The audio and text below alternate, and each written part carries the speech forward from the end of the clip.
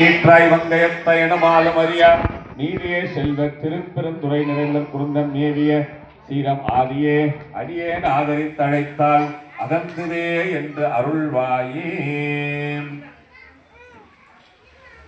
ஒளிவளர் விளக்கே உழப்பிலா ஒன்றே உடல் நிற்கும் தேனே அலிவளர் உள்ளத்தானந்த கணியே அம்பலம் மாடரங்காக வெளிவளர் தெய்வ கூத்துகன் தாயை தொண்டனேன் விளம்புமா விளம்பேன்.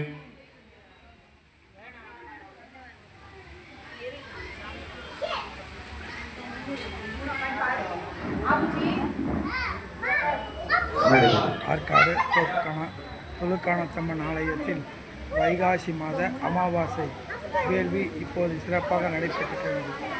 ஓம் சக்தி.